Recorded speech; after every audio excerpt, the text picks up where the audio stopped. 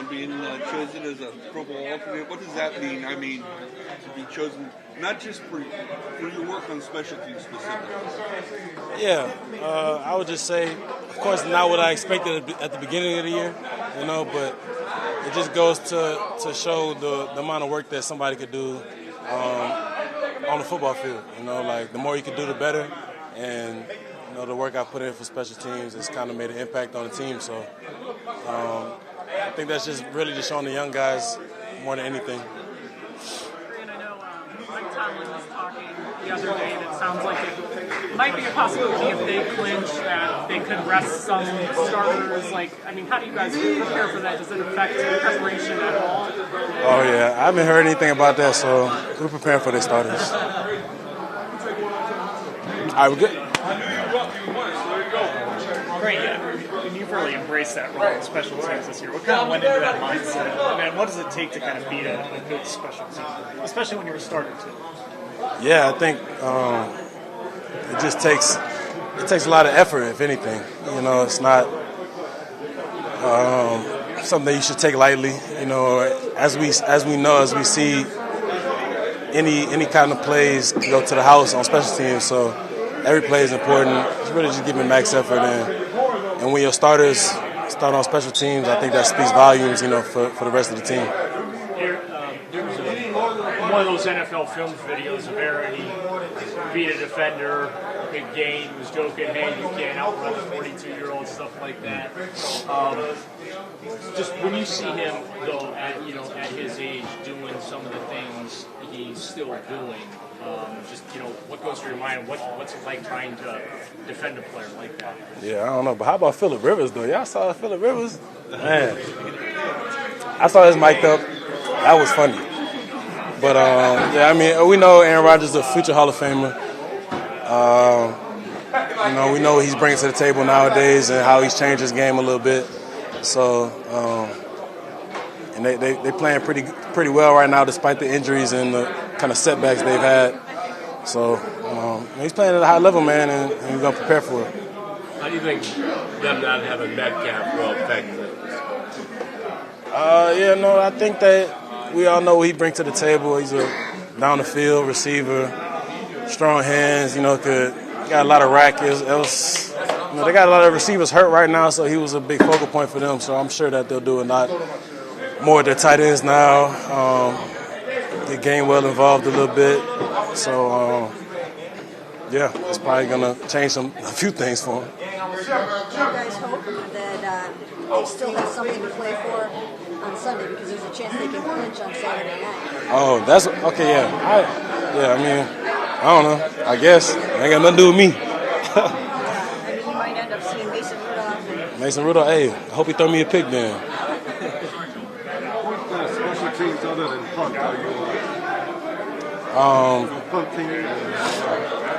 Hey, I ain't gonna lie. If you probably just look on the screen and see special teams, I might be on the field. You never know. You're on that?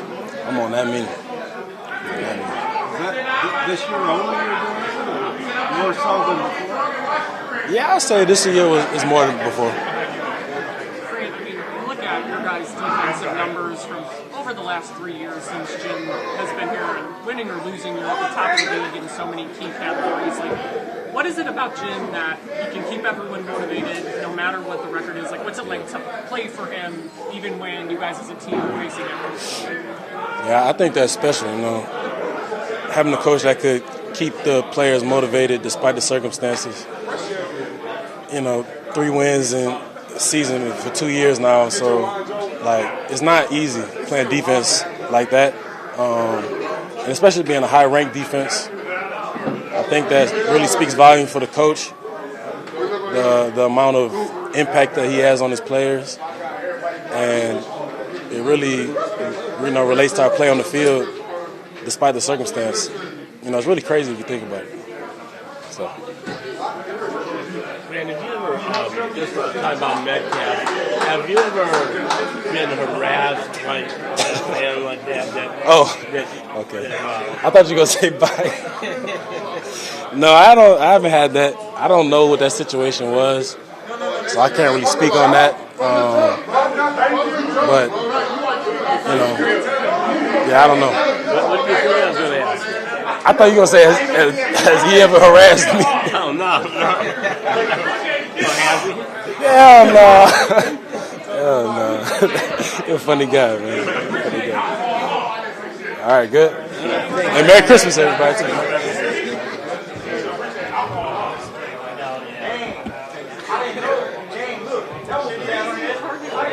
I know it is.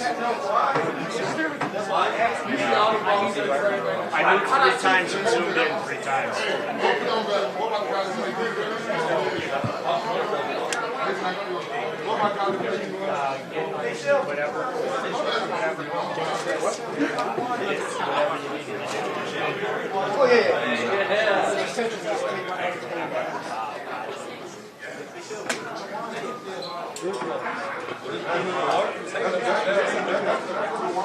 Oh, Camus.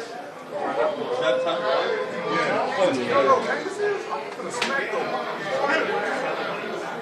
He's so young, he just was started. You don't know Camus. He's just ungrateful. You ungrateful, you don't know shit.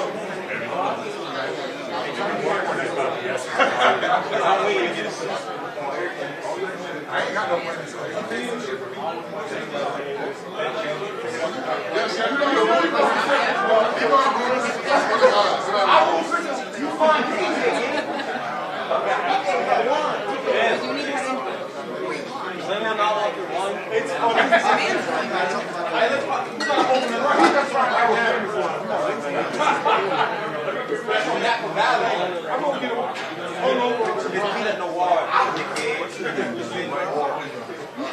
I'm in the middle of it. I want to make sure I didn't break on it.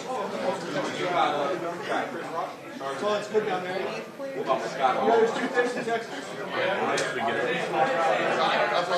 really what I did. Sales.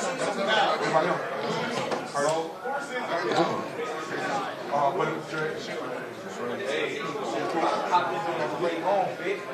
That's how all the current squad comes.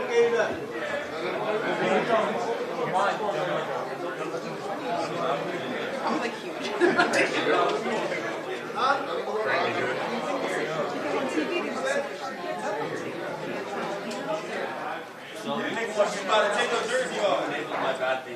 No, I'm not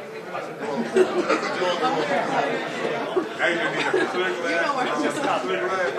Or two.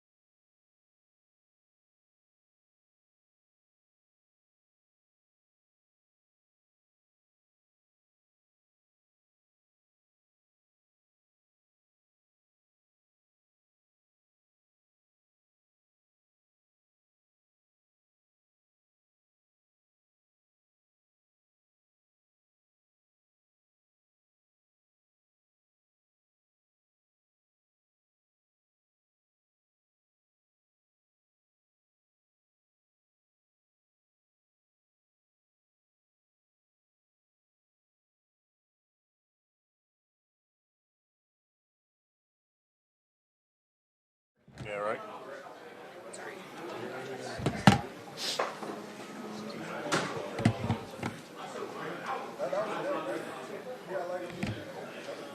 Shopping done? Yes. I went Monday with my kids. We had a little bit of time. They wanted to get something for Mom. It was a mistake. The Avon Commons were a disaster. Yeah, I mean, like, you couldn't even get in. Like, once I got in the store, it was fine, but getting into the parking lot was a disaster. But we got it done. We figured it out. I know. It was kind of late. We were pushing it. The kids are old enough to know Santa comes into their truck these days. So, Joel, is this going to be your last game against this team? I'm not sure. You know, I kind of like last year. This year, I'm just taking it one game at a time, seeing where we're at. You know, it is last year of my contract here in Cleveland. But I'm not really thinking about the future there. I want to, finish out this season and take some time, with the family before I make any decisions. Merry Christmas. Happy New Year. But what kind of toll has this season taken on you? Not necessarily just your body, but everything.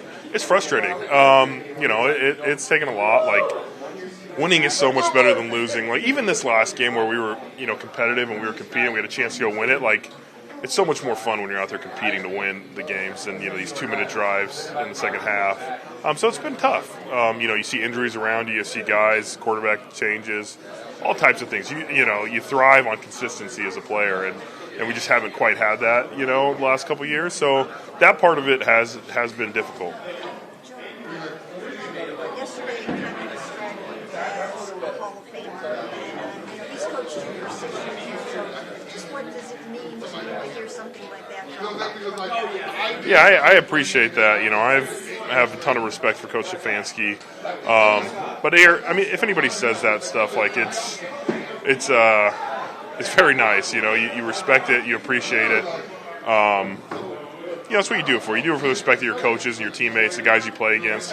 If those people have high regard for you, I think you've put it all out there. So I appreciate the sentiment. Joel, how much have this group of rookies and young guys, have they sort of injected a little bit of youthfulness into you even? Yeah. No, you got to be a little youthful, youthful energy. Like, our offense is full of young guys, first year, second year, and they've been obviously productive players. I kind of built like a little relationship with Mason Graham as well. Like, this guy's just like, he's from California, so we're kind of close to where we're from. And I joke about him, Carson, myself being Cali tough. We're bringing some Cali toughness to the team. At one point in my career, I think Coach Pettin called us Cali soft. The guys from California were Cali soft guys, So I'm trying to change that with Cali toughness. But these young guys, if I'm building a culture and a team, like, you build through Carson and Mason and Harold and Samp. Q obviously got hurt. Like, these guys all are love football. They want to be here. They work hard. Like, all things you look for in great teammates. So it's been great to have them, and I'm excited for the future of them. Joe, a lot of fans and others are down on Kevin because of the record the last 2 years. What's the argument to bring him back? To me, I think he's a good coach in the NFL. I think he's a good football coach. We have not won, and he will tell you firsthand, like, winning matters in this league, and we haven't done that. But as a coach goes, I have the highest respect for him, what he's done here. And it's, I know it is what for you done now, but, like, we've been to 2 playoff games. We've had winning records. We've been competitive. Is it where we're at, right now? We don't want to be there. But I think if we get the right pieces and we keep improving, like, I think that's a guy you can build around. 2-time coach of the year, like, he has respect of his peers. He's even killed. I think you saw it this last week. Like, the team is motivated to play. Like, we're trying to win games. I think he has respect of the locker room. I think it's just a guy you keep around and you build around, and that would be my focus if I was in charge of that. You played for coaches with similar records, so what makes him unique? Is it all the stuff you said? Yeah, I think there's also a history. Like, some of the other coaches that I've played for didn't. They had 3 wins They didn't have 11 wins. They didn't have playoff wins. They didn't have playoff appearances. They didn't have a 6-year sample size. We are not where we want to be. We expect to be higher. But if you want to go look back at the preseason rankings, I think everybody had us at 31 or 32, and that's not what we strive for or what we want. But you talk about expectations and reality and things of that nature, like, I have the utmost respect for him, and I just think you keep allowing him to coach the Browns. I think you will be in a good place in the future. The challenge of coaching a team that has 9 different quarterbacks in 2 years, does that say something about him? Yeah, you saw it in 2023, right? We had 5 different quarterbacks start games, or 6, or however many it was. And then the last 2 years, it's been a rotation of quarterbacks. And we're working. We have a couple young rookie quarterbacks that are playing and showing promise. But until that quarterback position is solved in the NFL, like, it is hard to win games. It is the most important position in sports, and you're trying to build a defense that has shown that they can be elite, and you want to build around these great quarterbacks. But yes, it is difficult for a coach to have to navigate that. Joe, you've obviously played Pittsburgh so many times. This is Shedur's first time. Any tips you can give him, and then just what makes it so hard for a rookie quarterback playing this game? Yeah, it's a rivalry game. They're tough. They're physical. They're going to try and play bully ball. Like, that's kind of what it's been. You can see it on tape, the way they play. They're obviously playing well right now, and they're I think, inspired by that. And so we know it's going to be a challenge, and I think you have to answer the call. Like, it's going to be a physical game. You have to answer with physicalness and trying to win those one-on-one matchups. But for him, it's just stay the course, stay calm, and make the plays when they're there. I know there's no perfect team in the NFL, but as far as like the winning teams in the league, they seem to always be the poster child of the deficient team. Why though year in and year out, when you prepare for them, you watch them on film, and you're studying them, why are they just able to, no matter what they may not have, why are they always able to contend year in and year out, even as not, a complete team? Yeah, I think, and they have consistency from the general manager to the head coach to players that have been there. I mean, if you look at the guy, like, I go against the D-line mostly, right? And they just draft, like, the same guy, like 6'4", 6'5", 320 to 340 pound, just big, strong guy. That's their culture of their D-line. That's who they build around. And so when someone goes down or someone moves, like, they can plug that guy in. That's like, hey, we've developed you over the years. We've kept this guy. We've drafted this guy, and they've developed these players. So they haven't switched systems on defense. Like, they change things, but, like, it's just the same consistency. And then, Coach Tomlin, I'm sure, preaches a certain standard and a certain culture. And he's done that for 20 years now. And they find a way to win. And is it always pretty? No. But that's just the culture they've built there. And it seems like it when anybody's out there, they kind of buy into that culture, and they've been successful with it. Why were you guys able to run the ball better against Buffalo? I think we executed our blocks a little bit better. I think Shedeur opened it up a little bit with some of those scrambles. 40 yards or however many it was is like going to help the run game a lot. I think Malachi has been great on like reverses and end arounds and those type of things. And then there was a lot of cover two. Like, we couldn't take as many shots because they would disguise and drop to cover two. But that also lightened the box for us to be able to run the ball a little bit better. I saw Tomlin had a quote the other day that without Watt and Herbig, that he said interior guys are going to have to dominate this game. And you talked about facing those guys. Just how good are they in there? The ability for them to beat on them when they need to. Well, yeah, Cam Hayward's the leader of the group in there, and he's still playing at a high level. Even though he's getting older and older, he's still playing really well. But then they have a couple young guys, that have come out there and especially against the runner, like real run stoppers, and they've done a great job. And then 95 playing the nose, and then he'll rush as well and sub. He makes plays for them, but there's just like three big guys that hold their gaps. They're a true two-gap team, which you don't see as much anymore, but they hold their gaps, and the linebackers have kind of made plays off of them. Joe, what's the between play interaction like between you and Cam? Two veteran guys like you that have gone up so many times. Imagine. Yeah, it's a lot. If we're working together on a play, like if we pass off a twist or something, there's usually like good job, something of that nature. If there's a miscommunication, we try and get on it. If we feel something, like it's just like simple communication between plays and what he feels, and if he needs something from me communication-wise or something like that. But getting to know him, I mean, I've really enjoyed it. He works hard. He wants to be good out there.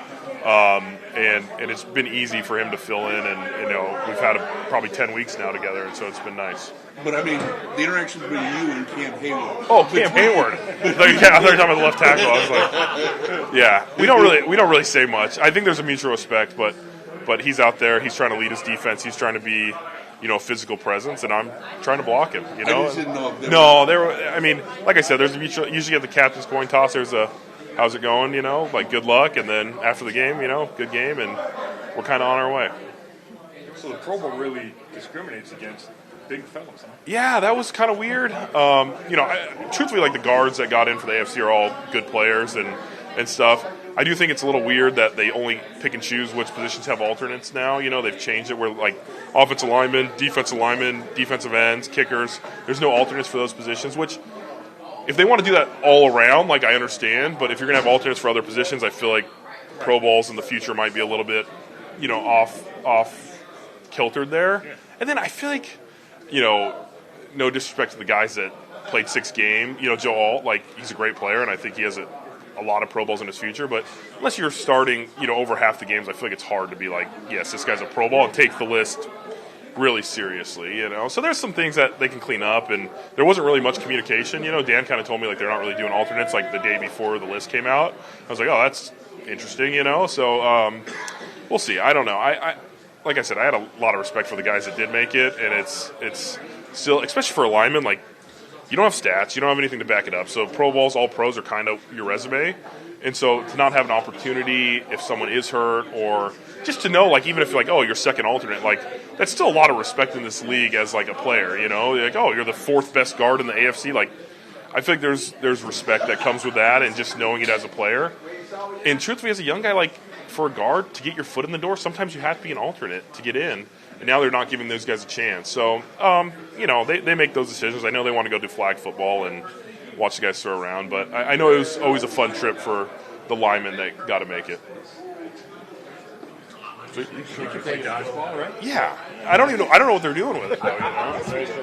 Yeah, it's